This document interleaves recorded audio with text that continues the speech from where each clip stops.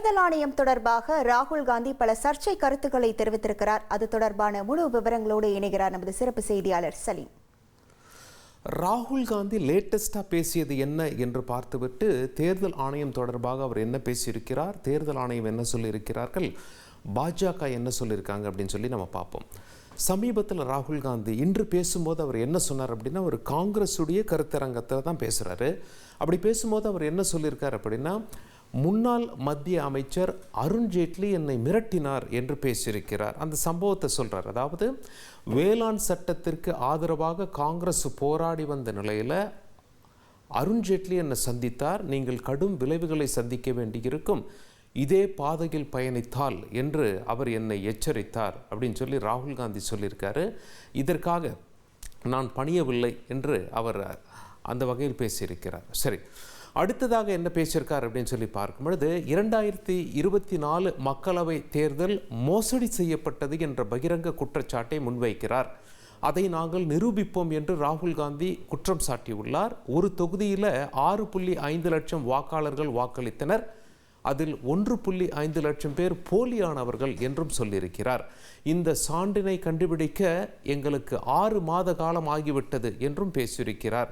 அவர் என்ன சொல்றார் அப்படின்னா, தேர்தல் ஆணையம் எங்களுக்கு மின்னணு வாக்காளர் பட்டியலை வழங்குவதில்லை, இது எங்களுக்கு அதாவது தேர்தல் ஆணையம் எங்களுக்கு காகித வாரியான வாக்காளர் பட்டியல்களை வழங்குகிறது அப்படின்னு சொல்லி பேசிட்டு மகாராஷ்டிரா தேர்தலை சுட்டிக்காட்டி தன்னுடைய கருத்துகளுக்கு அவர் என்ன சொல்கிறார் அப்படின்னு சொல்லி பார்ப்போம். அவர் என்ன சொல்கிறார், மக்களவை தேர்தலில் நாங்கள் அதிகமான தொகுதிகளில் வெற்றி பெற்றோம். மகாராஷ்டிராவில் 4 மாதம் கழித்து அங்கே சட்டமன்ற தேர்தல்கள் வந்து விட்டது, நாங்கள் தோற்கவில்லை, அழிக்கப்பட்டோம் என்று பேசியிருக்கிறார். அதாவது 3 வலிமையான கட்சிகள் திடீரென மறைந்து போயின, தேர்தல் முறைகேடுகளை நாங்கள் தீவிரமாக தேடத் தொடங்கினோம் அப்படின்னு சொல்லி சொல்கிறார். மகாராஷ்டிராவில் மக்களவை மற்றும் சட்டமன்ற தேர்தலுக்கு இடையே 1 கோடி புதிய வாக்காளர்கள் தோன்றியதாகவும் அதில் பெரும்பாலான வாக்குகள் பாஜகவிற்கு சென்றதாகவும் அவர் பகிரங்க குற்றச்சாட்டை முன்வைத்திருக்கிறார்.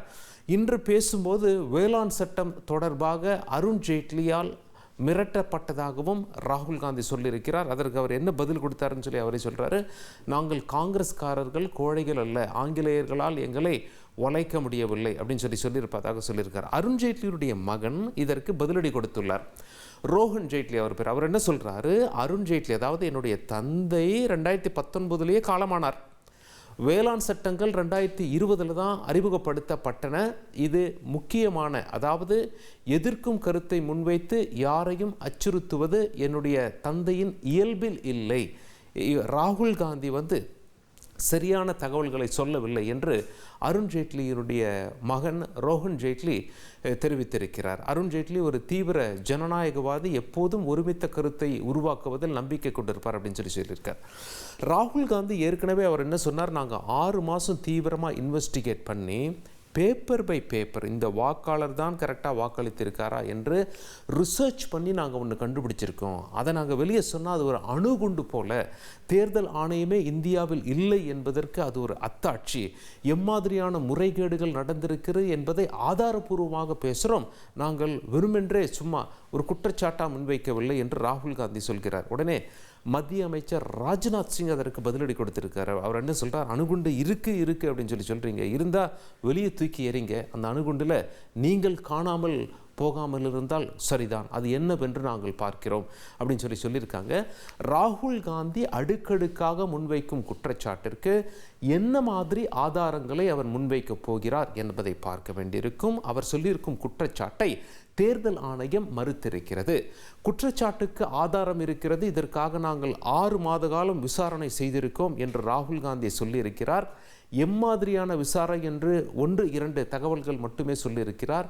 முழு தகவல்களையும் முழு விசாரணையின் முடிவுகளையும் ராகுல் காந்தி எப்பொழுது வெளியிடுவார் என்ற கேள்வி முன்வைக்கப்படுகிறது. பாஜக அவங்க என்ன சொல்கிறாங்க அப்படின்னா, இதை நாங்கள் எதிர்கொள்ள தயாராக இருக்கோம், அவரை விரைவாக வெளியிடச் சொல்லுங்கள் என்று கேட்கிறார்கள்.